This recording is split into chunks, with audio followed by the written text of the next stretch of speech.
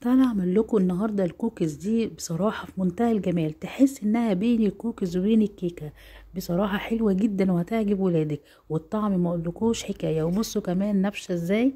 يلا بينا نشوف المقادير. اول حاجه هنا في بوله هننزل ب 250 جرام من الزبده على السمنه، يعني 150 جرام زبده هنحط عليهم 100 جرام من السمنه. وبصراحه لو عايزه زبده بس لوحدها تبقى حلوه جدا، بس انا حبيت نعمل خليط لان الخليط ده بيدي طعم حلو جدا ونعومه.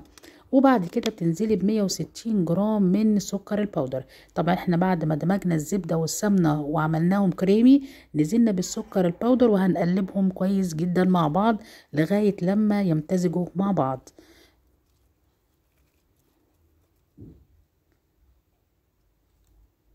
بعد كده بقى هنزل ب50 جرام من اللبن البودر.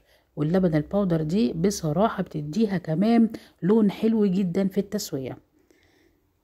وبعد كده بقى هنزل ببيضتين. لو عايزه تعملي نص المقدار ده خدي نص المقادير بالظبط واعمليها، ورشه فانيليا كده، وتقلبي كله مع بعض.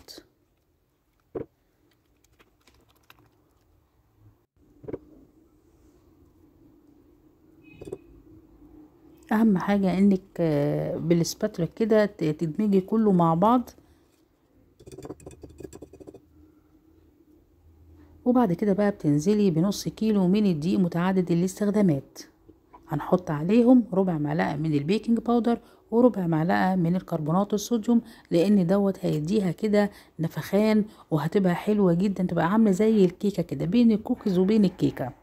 بس كده. وبتقلبيه كويس جدا. مقاديرنا بسيطه وخفيفه وتتعمل بمنتهى السهوله. وزي ما قلت لكم لو عايزه نص المقادير اعملي نص المقادير، الكميه ونصها بالظبط. وطبعا انا عايزه لما تكون في الملمس في ايديكي تبقى عامله بالظبط زي الكحكايه لما بتيجي تلفيها كده، بس تبقى طريه وناعمه ازاي. يعني لو احتاجت معاكي معلقتين دقيق تاني ممكن تحطيها. اهم حاجه انك تجربيها بان انت تكوريها في ايدك. تاخدي حته كده لقيتيها انها ما بتتكورش يبقى دي كده محتاجه دقيق. لقيتيها كويسه وبتتكور عادي كده في ايديكي يبقى خلاص كده هي مش محتاجه حاجه تاني. بصوا انا لميتها اهو وخدت قطعه صغيره ولفتها عشان اشوف هي هتلف ولا لقيتها لفت معايا، فخلاص ما حطيتش حاجه عليها تاني. وبعد كده نزلت بقى ب 200 جرام من الشوكليت شيبس عشان بقى ادي طعم بقى الكوكيز بقى. بصوا المنظر. بحاول ان انا ادمجه كله مع بعض عشان يبقى كله واخد من الشوكليت شيبس دوت.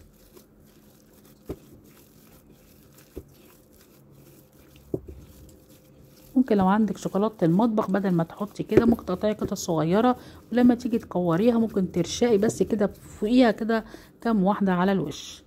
بس كده احنا خلصنا. انا بقى بحب ان انا اوزن الحاجه عشان يبقى كله مقاس واحد. انا عملت مقاس كبير ب50 جرام وهي طلعت كبيره شويه. لو انت عايزاها صغيره تبقى الكوكوزايه صغيره هعمليها 30 جرام. اهم حاجه بعد ما تخلصي الكميه بتحطيها على ورق زبده، بتحطيها في التلاجة لمده نص ساعه علشان بس عايزاها زي تتشمع قبل ما نحطها على فرن. فرن وسط على 175 لمده تلت ساعه. وتفتحي الشوايه، المهم ان خلي بالك علشان من تحت ما يتحرقش معاكي. وبص زي ما انتوا شايفين ما كملتش معايا تلت ساعة وكانت خلصت خالص، لان طبعا كنت متابعاها عشان تبقى من فوق ومن تحت في سوا واحد. بصوا المنظر عامل ازاي. تحس ان هي كوكيز على كيكة. بصراحة كانت جميلة قوي، يعني انا عجبتني جدا. وجربوها حتى في نص المقدار هتعجبكم، ولو عجبتكم اعملوها بقى في مقدار كامل زي ما انا عملتها. ان شاء الله الفيديو يعجبكم. ما تنسونيش في لايك وشير للقناة عشان يوصل كل جديد. باي باي.